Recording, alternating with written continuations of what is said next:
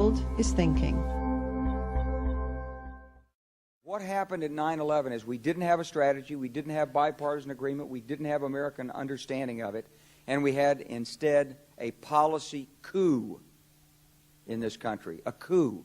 A policy coup. Some hard-nosed people took over the direction of American policy, and they never bothered to inform the rest of us. I went through the Pentagon 10 days after 9/11. I couldn't stay away from Mother Army. I went back there to see Don Rumsfeld. I'd worked for him as a White House fellow in the 1970s. All this is in the book. And I said, am I doing okay on CNN? He said, yeah, fine. He said, I'm thinking about it. He says, I read your book. And he said, this is a book that talks about the Kosovo campaign. And he said, I just want to tell you, he said, nobody's going to tell us where or when we can bomb. Nobody. He said, I'm thinking of calling this a floating coalition. What do you think about that? I said, well, sir, thanks for reading my book. And, he said, thanks, that's all the time I've got. Really. And I went downstairs. I was leaving the Pentagon, and an officer from the Joint Staff called me into his office and said, I want you to know, he said, sir, we're going to attack Iraq. And I said, why? He said, we don't know. He said, I said, well, did they tie Saddam to 9/11? He said, no. He said, but I guess they don't know what to do about terrorism, and so they think, but they can attack states, and they want to look strong, and so I guess they think if they take down a state, it will intimidate the terrorists. And you know, it's like that old saying. He said, if the only tool you have is a hammer, then every problem has to be a nail. Well, I walked out of there pretty upset. And then we attacked Afghanistan. I was pretty happy about that. We should have. And then I came back to the Pentagon about 6 weeks later. I saw the same officer. I said, why haven't we attacked Iraq? We still going to attack Iraq? He said, oh, sir. He says, it's worse than that. He said, he pulled up a piece of paper off his desk. He said, I just got this memo from the Secretary of Defense's office that says we're going to attack and destroy the governments in 7 countries in 5 years. We're going to start with Iraq, and then we're going to move to Syria, Lebanon, Libya, Somalia, Sudan, and Iran. I said, 7 countries in 5 years. I said, is that a classified memo? He said, yes, sir. I said, well, don't show it to me. He was about to show it to me. He said, because I want to talk about it.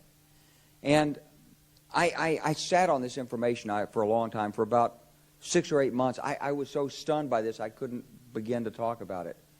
And I couldn't believe it would really be true, but that's actually what happened. These people took control of the policy in the United States. And I realized then, it came back to me, a 1991 meeting I had with Paul Wolfowitz.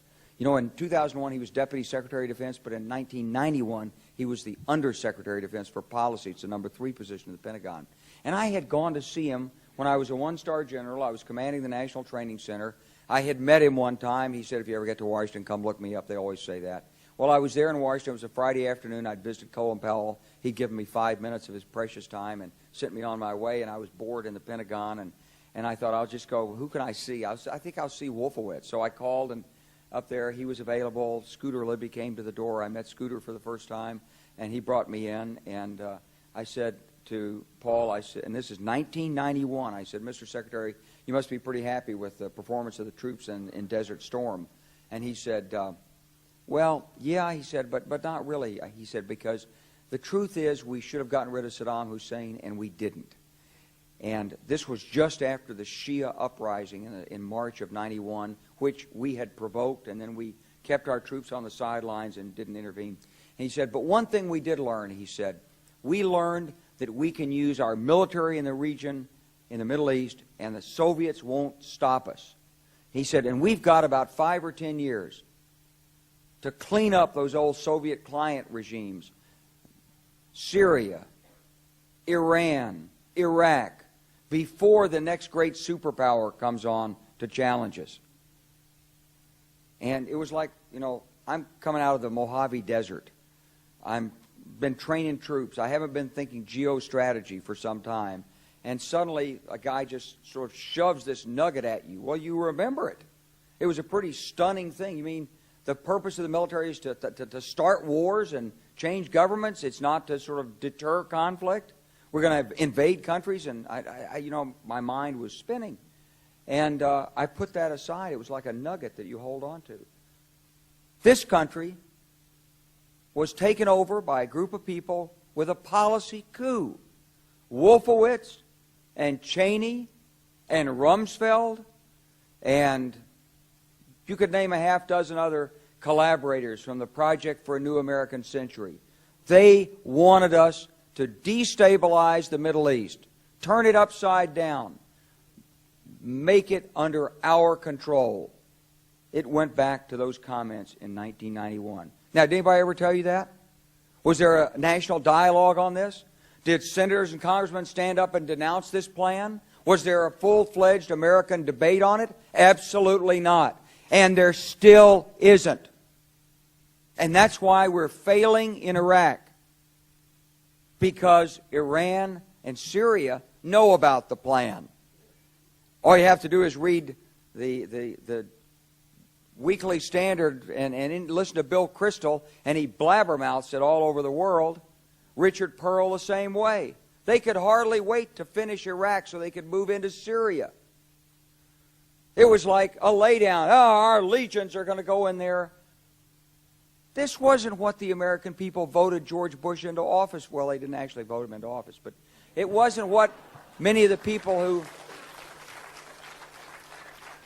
It wasn't what he campaigned on. He campaigned on a humble foreign policy, the most arrogant foreign policy in American history. He campaigned on no peacekeeping, no nation building, and here he is with Afghanistan and Iraq. It's astonishing.